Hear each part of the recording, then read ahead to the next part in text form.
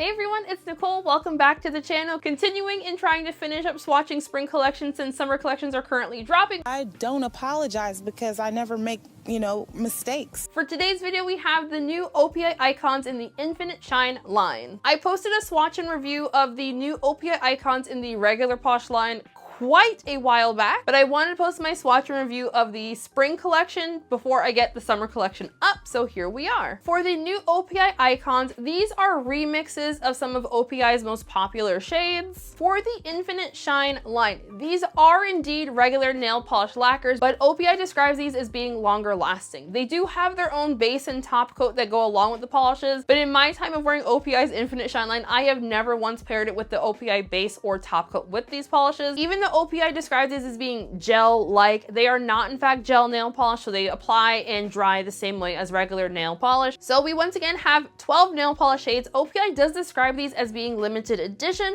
but I feel like limited edition for OPI is incredibly different than limited edition for, say, Holo Taco. So the new OPI Icons collection is available right now in all the places where OPI is sold. And positive side, because this collection is technically a little bit older, it is probably on sale currently. I purchased all the polishes in this collection. It has been long enough that I can't remember where I bought them. I'm pretty sure I got them from Beyond Polish. If you'd like to pick up any of the polishes in this collection, I do have an assortment of affiliate links in the description box where you can grab these. I'll also see if I can pin the polishes throughout the whole video so you can, click on them, do all the whole thing. This intro has been kind of a wreck, so let's just get right into the video at this point. Timestamps are in the description box too. Let's go. God. The first polish up is called Less is More. According to the OPI website, this is a remix version of OPI's Less is Norse, and they are describing this one as a blue-purple cream. Less is More had a really great formula. I will admit, my swatch of this one was incredibly chaotic. Okay, when I was swatching this collection out, it was one of those days where if something is going to go wrong, it will in fact go wrong, kind of like today. And so I had a bit of a struggle swatching this one out. Through no issue of the polish itself, this was definitely a Nicole problem. I smudged one nail, my top coat wrinkled the whole thing. It was a whole mess. But Less is More had a really good formula. It applied nicely, applied very evenly, self-leveled perfectly as well. I would personally describe this color as more of a dusty periwinkle blue as opposed to just like a blue purple. I see where OPI was going with calling this one a blue purple. It's blue, but it also has like a little droplet of purple, but I feel like this is a very grayed out color tone as well. I feel like it's very fitting for a spring collection. For the live swatch, you're gonna see this one built up in 2 coats. However, for my finger wiggles, that's technically in 3 coats plus 2 layers of top coat. For whatever reason, when I applied my top coat, it completely wrinkled the polish. I don't know why. I used 1 layer of Seche Vive on my nail. I don't usually have any issues with that one. I don't know what happened. It caused a whole lot of wrinkling. So once that layer dried down, I added another layer of the polish and then another layer of top coat on top of that. So if it looks a little thick, it's because there's now, how many layers is that? 4 layers plus 2 thick layers of top coat. Nothing in here is going to dry down textured. It did dry down slightly though, but of course you're going to want some glossy top coat and super easy removal. The next polish up is called Shock 'em Orange. This is a remix of Knock 'em Red, and OPI describes this one as an orange shimmer. Shock 'em Orange had a really good formula. This is an incredibly red leaning orange. This is the kind of red leaning orange that if orange wasn't in the name, I would have said that this one was a very orangey red. This has more of like a crelly almost lean to it. I think they made this one a little bit more sheer so you could definitely see that shimmer. So I'm going to call this one a 2 to 3 coater depending on how you feel about visible nail line. The only reason why I really added that 3rd coat to my swatch is because I was just kind of curious to see if I'd be able to cover up my nail line at all. In 3 coats, I did still find that I had just like a hint of nail line. So I think if like you're a major stickler for via nail, probably just skip this one because I feel like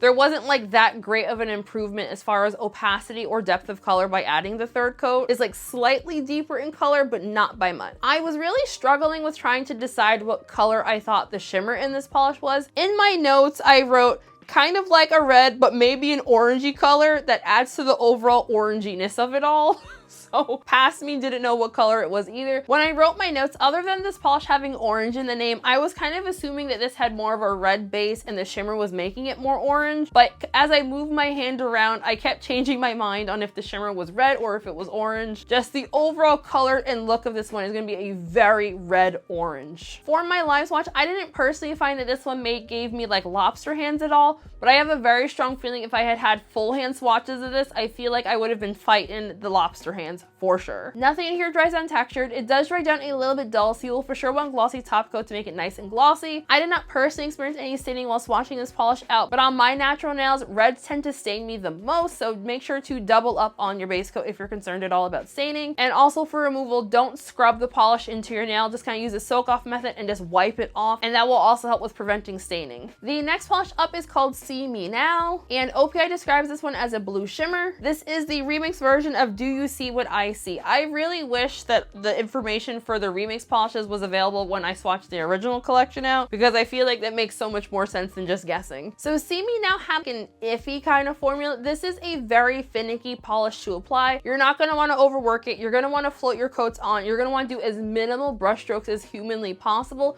to get the most even look on the nail. I do think that if I hadn't overworked my first coat, I feel like overall I might have had a better experience with the polish. With careful application, you might be able to get this one nice and even, but I was not in fact able to get it nice and even. The base on this polish is a very pastel-y blue. I feel like the added blue shimmer in the polish makes the polish seem more vibrant than it actually is. This is the kind of shimmer that adds more of kind of like a light kind of glowish kind of effect, as opposed to like, oh wow, I'm seeing shimmer on my nails effect. I feel like without the blue shimmer, this would have looked a lot paler in color. My swatches show See Me Now in 3 coats plus glossy top coat. I unfortunately could not in fact get this one completely even on my nails. Removal is gonna be super duper easy for this shade. It's basically gonna remove like a cream, but you might find that the little shimmer particles might stick to your finger a little bit, but still very easy for removal. The next polish up is called Good Nighty Aphrodite, and OPI describes this one as a pink pearl. And according to OPI's website, this polish is the remix of Aphrodite's Pink Nighty. No clue what that one looks like. Good Nighty Aphrodite had a pretty good formula. Good Nighty Aphrodite is going to be another shade that is going to be on the more sheer side. This has more of like a jelly-ish type of formulation. So even in 3 coats, you will still in fact have fairly obvious visible nail line. I'm going to be swatching this one out in 3 coats, largely just because I wanted to see if I could cover up my VN now. I could not. I'm fairly confident every OPI collection has a polish in it that looks just like this, so I was not in fact super excited to see this one in the collection. I will admit, it is indeed a pretty shade. I feel like I would have loved this color like 30-ish years ago. I would describe this one as a medium pink with a bluish purpley kind of shimmer. I wouldn't call the shimmer itself color shifty. I just couldn't decide if I thought it was a blue shimmer or a purple shimmer, or if the shimmer just looked purple because the base was pink and the shimmer is blue. I did find that this polish has a very metallic-y kind of vibe on the nail. So if your nail has any kind of ridges or imperfections, you're gonna wanna really make sure everything is really smooth with a ridge-filling base coat before you apply this one, because any imperfections are going to be incredibly obvious on the nail. My swatches show Good Nighty Aphrodite in 3 coats plus glossy top coat. This also dries down a little bit dull on tone, so you will for sure want glossy top coat to make it nice and shiny. Removal is going to be super duper easy, but slightly messy due to the overall metallic-iness of it all. The next polish up is called Kyoto Oyster, and OPI describes this one as an iridescent white, and this is a remix version of Kyoto Pearl. Kyoto Oyster had a pretty finicky formula. This is another polish that I would definitely recommend floating your coats on and doing as minimal brush strokes as humanly possible. I would say that the base on this is almost kind of like a white crelly, and then you have a very delicate purple to fuchsia shimmer. Once again, I could see that it was kind of like a purpley fuchsia kind of shimmer. It's not color shifty. It's just a very kind of pinky purple looking shimmer. If you are like me and have any kind of unevenness on your nails, this is going to look like trash. I used 2 layers of a ridge filling base coat on my nails to swatch this one out. I feel like I should have added a 3rd layer of a ridge filling base coat to really get this one even smoother, but I was really on like a bit of a struggle bus while trying to swatch this one out because of my nail being fairly damaged. I was not in fact a fan of this polish at all. I feel like I struggled the entire time of trying to get it swatched out. My swatches show Kyoto Oyster in 3 coats plus glossy top coat. It does dry down a little bit dull, so again, you will in fact want some glossy top coat with it. I am not really a huge fan of colors like this. I feel like because this one applied kind of finicky on top of the fact that like my nails are a bit damaged, this was definitely a struggle for me. Removal is gonna be super duper easy with the shade. I don't foresee the shimmer being too messy for removal. The next polish up is called Oh Baby, and OPI describes this one as a light green. This is a remix version of It's a Boy and It's a Girl. Oh Baby had a really good formula, just slightly on the thinner side. I would say this polish also has a slight crelly lean to it. Like, it's not quite as opaque as like a normal OPI cream. I would describe this one as sitting firmly somewhere between being a pastel green and a pastel-y sage green. I feel like it doesn't have enough of that kind of grayish tone that I would definitely call it a sage green, but I feel like it has like a smidge more gray than like a typical pastel green. It's something right in the middle of those two colors. I found this one applied really nicely, and it also self-leveled really well, especially for such a light color. I'm gonna be swatching this one out in 3 coats. The only reason I'm doing 3 coats for this is because I think I missed a part of my nail while I was swatching it. So I added an extra layer just to cover that one so it would look a little bit more even. But I'll call this one a 2 to 3 coater depending on application style. I think most people could probably get this one opaque in 2 though. As I've been saying for the entirety of spring, I myself am not in fact a pastel lover, but I will say this one was kind of cute. I once again don't know what colors are the inspiration for this one, but based on the names, I would be expecting them to be, you know, pink and blue. So I don't know how pink plus blue together equals green. I've never had a baby shower. Maybe we do a lot of green there. I don't know. If 2 plus 2 is 4, 5 plus 5 is 10.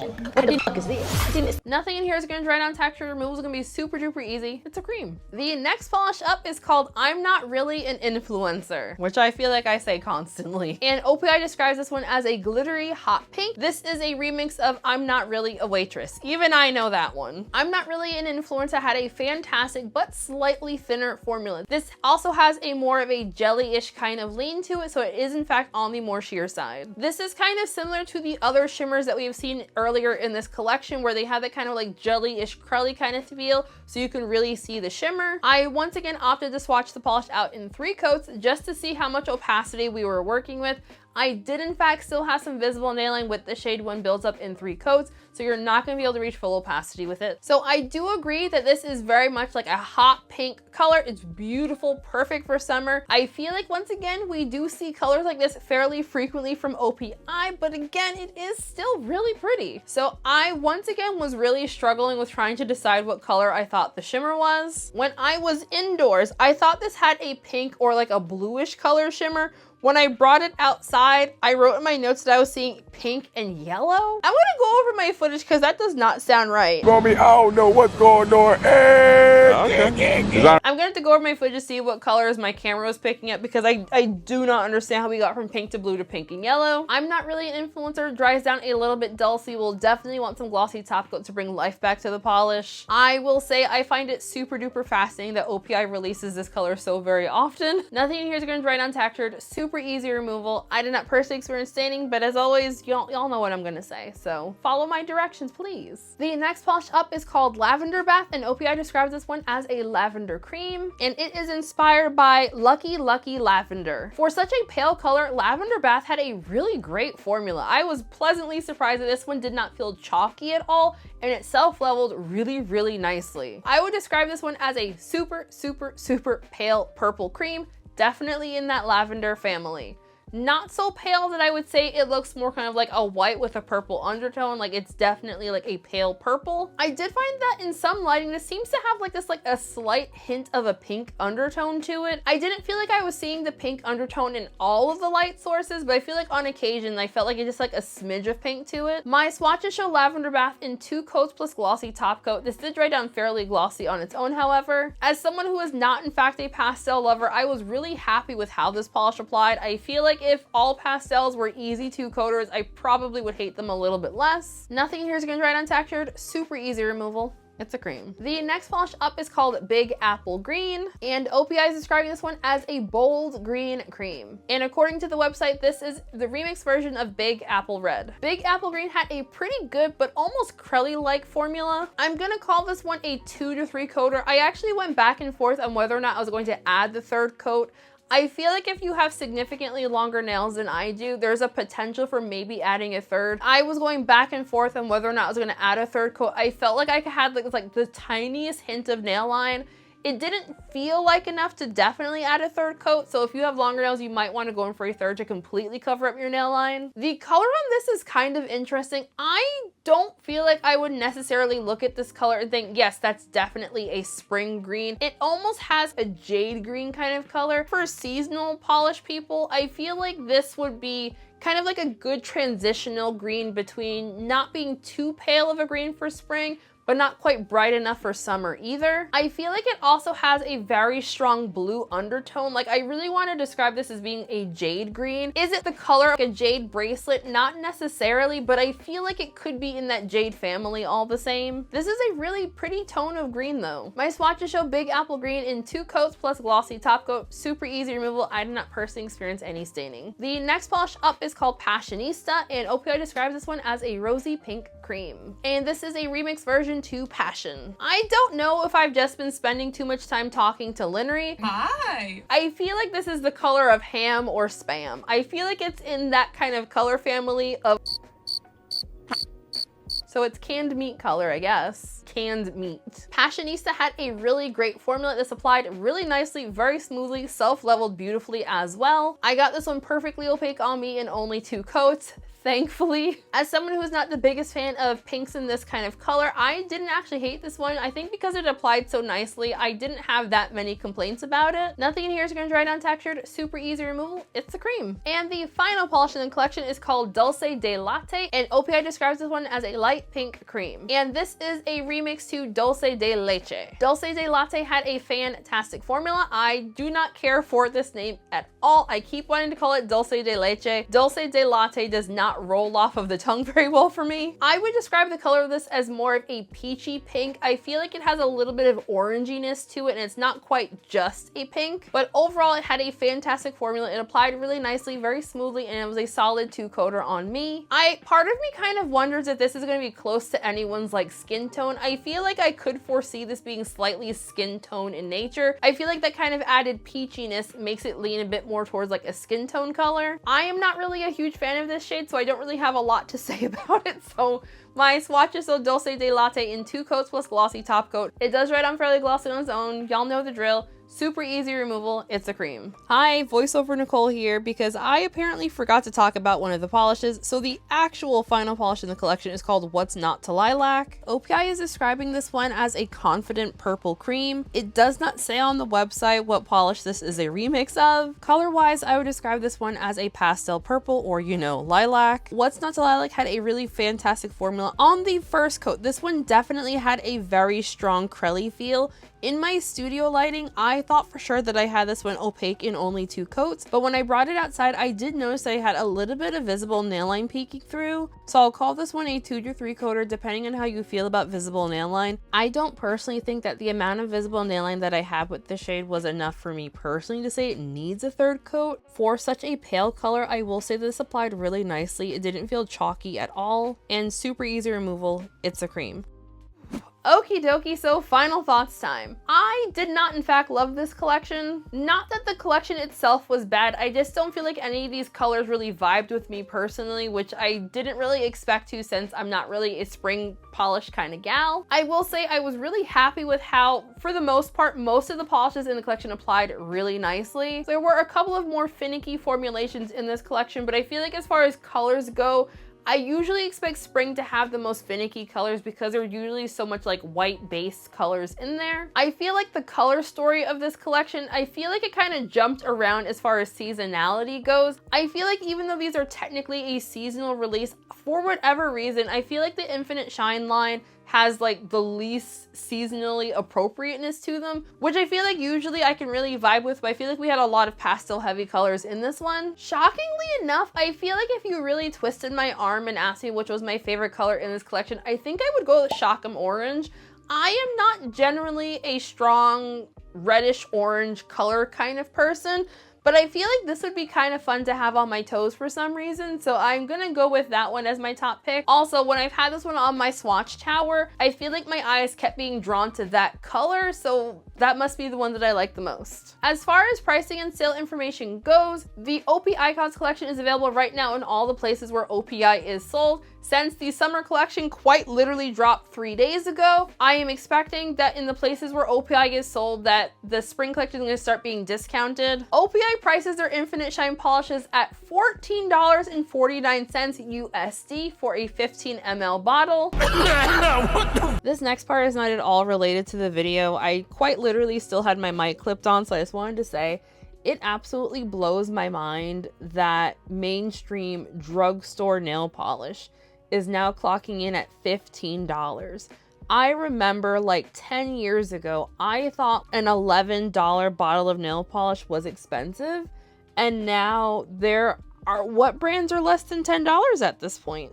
Like I just got LA Colors from Five Below for, I think I got that like 2 for $6. Basically all of the main brands, like we're all at well over $10 a bottle for everything. Although I think China Glaze now, I think China Glaze is still under $10 a bottle at least. But like how long is that gonna happen for? Like if they bring back seasonal collections, are they gonna be $12 a bottle? And I've also noticed that even at places where you can buy discounted nail polish, both in person and online, it's gotten more expensive in those places too. At my local TJ Maxx, I believe OPI polishes are priced at either $5 or $6 a bottle, and even on clearance, they don't go under $5 anymore. And so I remember getting OPIs from TJ Maxx for $2.50, for $3.50, and now on clearance, it doesn't go under $5. So anyway, all of this rambling was to ask you, the viewer, what is your personal threshold for how much you're willing to spend on like a mainstream brand of nail polish? For me personally, it still feels so clear in my mind the day when like $6.50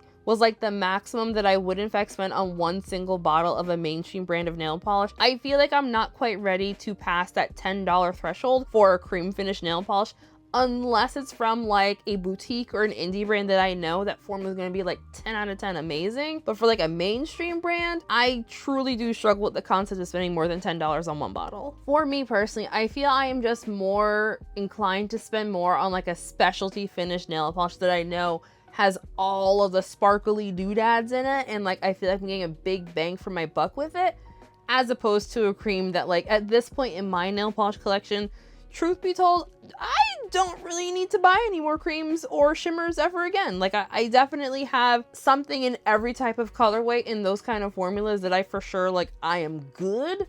So I acknowledge it's probably easier for me to say, yeah, I don't need to spend that much on any of these because like I've got a backlog of similar polishes, but still, we all know I'm still gonna buy me a cobalt blue cream anyway. So yeah, let me know what everyone else's thoughts are on this. Yeah, let's get back to the video. And I know for folks outside of the US that it's been a very long time that, you know, indie nail polishes have been less expensive to obtain than mainstream brand polishes. But for here in the States, it is so wild to think that I can buy indie nail polish for less money than a mainstream brand. My mind is really blown by that. This collection is considered limited edition, but you should be able to find it for quite a while, at least for those of us here in the US, I should say. OPI is sold at a variety of retailers, both online as well as in store. If you would like to pick these up from Beyond Polish, you can use my affiliate code Nicole Loves Nails to save 10% off the entire website. I would love to know what everyone else thought of this release. Have you already picked these up? How do you feel about OPI? All the thoughts and feelings, let me know. I did get an email this morning that I will be getting the OPI summer collection, so just let me know if you all would like to see swatches of that collection. Since you've made it this far into the video, I would greatly appreciate just leaving a comment, liking the video, hyping all the things, because I'm a little bit concerned about how well this is going to perform since it's so late into the spring season. Before we end today's video, I want to give a special shout out to my channel members, Shenanigans, Story Fans, your names of course, all on the screen right now. If you would like to sign up for my channel memberships, there is a link for that in the description box, or you can click join next to the subscribe button. All of that is completely optional, of course. Just like the video, comment on the video, subscribe if you have not yet already, and all that is greatly appreciated. So just thank you all for joining me for today's video. I hope you enjoyed it. Have a lovely week, folks, and I'll see you in the next one. Bye! When I get high, I ain't looking at the clock, still ballin' like Brian. Yeah, I'm headed to the Bucks, then I'm ballin' like yeah.